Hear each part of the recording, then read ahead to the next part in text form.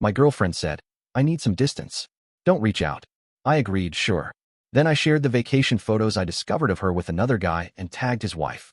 Instantly, my phone lit up with their frantic messages. I should have seen the signs. The late nights at work, the sudden password changes on her phone, the way she'd turn her screen away when I walked into the room. But love makes you blind, right? Or maybe I just didn't want to see what was right in front of me. It started 3 weeks ago. We'd been together for 4 years, living together for 2. I thought we were solid. We had talked about marriage, kids, the whole future. Then one night, she came home from what she claimed was drinks with coworkers and sat me down for a talk.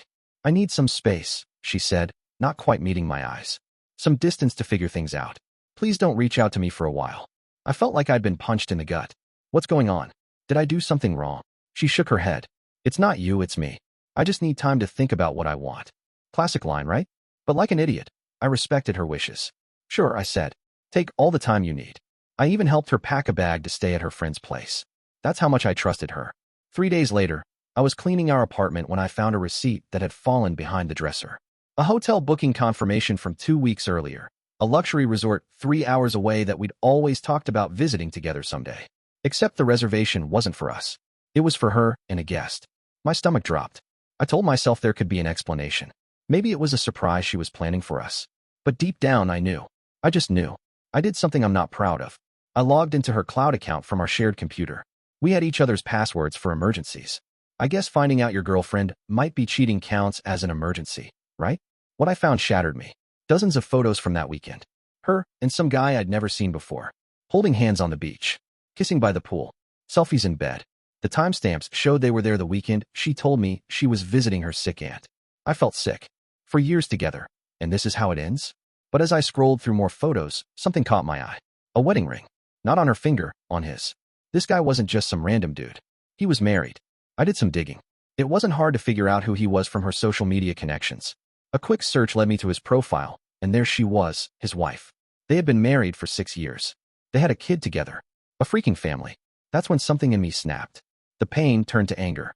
The betrayal felt double-edged, not just my girlfriend cheating, but doing it with someone who was betraying his family too. I sat on it for a day, wondering what to do. Then my girlfriend texted me. I need more time. Please respect my space. That's when I made my decision. I created a simple post, just a few of the most damning photos from their little getaway. I posted them to my social media with a simple caption. When your girlfriend says she needs space, but is actually here. And I tagged both of them. And his wife. Within minutes, my phone exploded. First came the text from my girlfriend. What the fuck are you doing? Take those down right now. You're ruining my life. Then came messages from him. You don't know what you're doing. This isn't what it looks like. Please take those down. We can talk about this. I didn't respond to either of them. I just waited. An hour later, I got a message from his wife. She wanted to talk. She asked if the photos were real. I sent her the full album. My girlfriend showed up at our apartment that night, hysterical. She pounded on the door, screaming that I had no right to expose her like that. I didn't let her in. I just texted her. I need some space. Don't reach out. The next day, I learned from mutual friends that her affair partner's wife had kicked him out. His company had also placed him on leave. Apparently, he and my girlfriend were co-workers, and their company had strict policies about undisclosed relationships. My girlfriend kept calling, texting, emailing. She switched from anger to begging, saying she made a mistake, that she loved me, that we could work through this.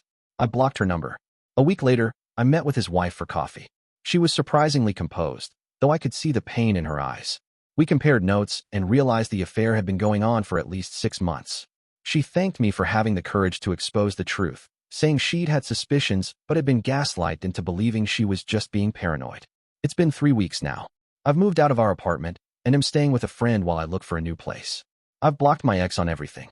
From what I hear, she's been put on a different project at work, away from her married boyfriend. His wife filed for divorce. Yesterday, I received a letter from my ex, slipped under my friend's door. She wrote that she'd lost everything. Her relationship with me, her reputation at work, her friends who had sided with me. She said she was starting therapy to figure out why she'd sabotaged the best thing in her life. I read the letter once, then tore it up. Sometimes people tell you who they are. My ex told me she needed distance. I'm giving her a lifetime of it. Update 1. It's been 2 months since everything blew up. I'm settled into my new apartment now, smaller than our old place, but it's mine, and there are no memories here to haunt me. The aftermath has been interesting.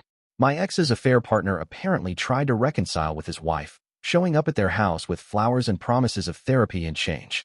From what I heard through mutual connections, she let him in to talk, then handed him divorce papers and a custody arrangement that gave him supervised visitation with their kid. Turns out she had been documenting his suspicious behavior for months before my post confirmed her fears. My ex hasn't given up trying to contact me. She found my new email somehow and sent a long message about how she's changed and realized what she threw away. She mentioned she's been seeing a therapist twice a week and has discovered childhood abandonment issues that apparently made her sabotage our relationship when it got too serious. I didn't respond. Work has been my sanctuary.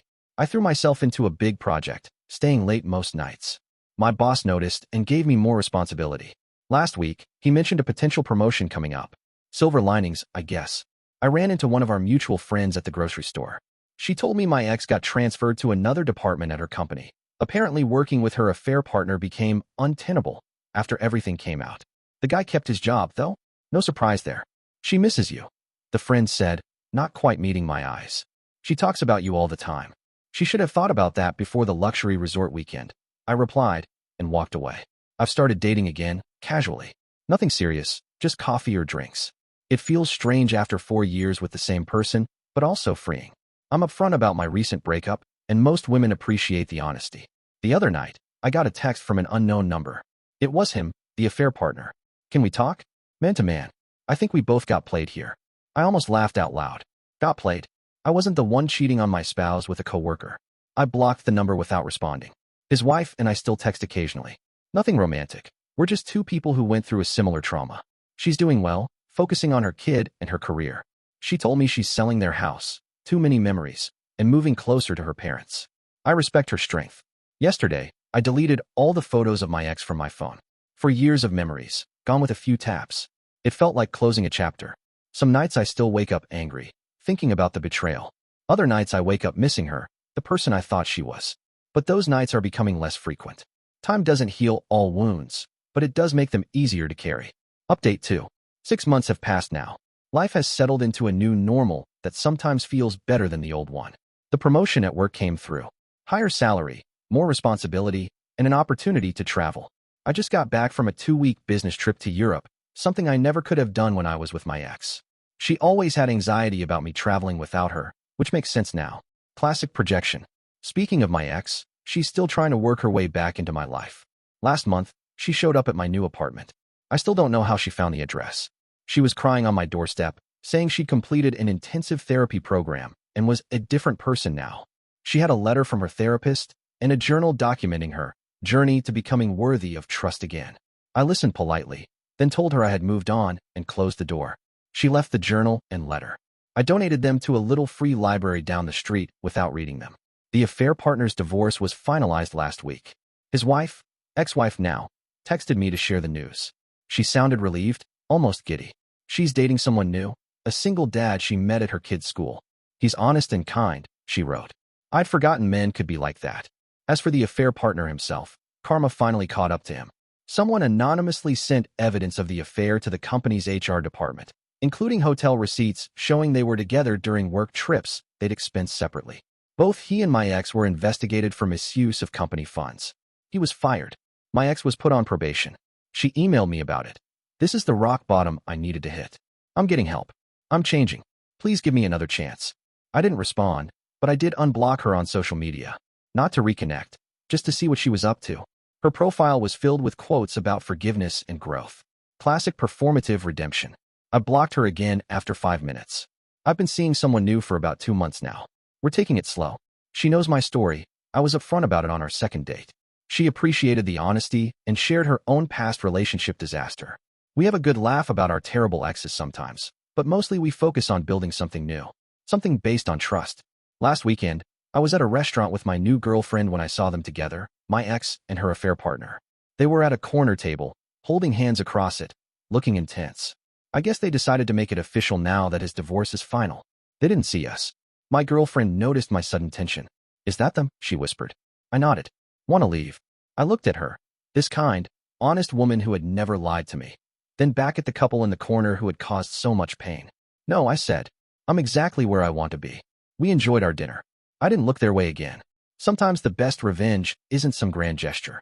It's just living well and meaning it. Update 3. 1 year anniversary of the incident, as my friends now call it. I almost didn't realize the date until my phone showed me a memories notification with photos from last year, right before everything fell apart. Strange how happy we looked in those pictures. How oblivious I was. Life has completely transformed since then. I'm still with the woman I mentioned in my last update. Things got serious quickly, not because we rushed, but because when something is right, you just know. We moved in together last month. She has a daughter from her previous marriage, a smart 7-year-old who loves science experiments and has somehow decided I'm the perfect assistant for them. Our apartment is constantly filled with baking soda volcanoes and slime. I wouldn't have it any other way. Work continues to go well. That promotion led to another one. I'm now managing my own team. The travel has slowed down a bit, which is good for my new family situation. As for my ex and the aftermath of everything, the story took some unexpected turns. 3 months ago, I ran into a former co-worker of my ex. Over drinks, he filled me in on what happened after both she and her affair partner faced disciplinary action at their company. Apparently, they tried to make their relationship work. They moved in together after his divorce was finalized. But without the thrill of sneaking around, things fell apart quickly. My ex caught him texting with another woman at work, a younger intern. The irony would be funny if it weren't so predictable. Their breakup was messy and public. She confronted him in the office cafeteria, screaming about how he'd promised he was different with her, that what they had was special. Security had to escort her out. She was fired the next day. Last month, I received a package at my office.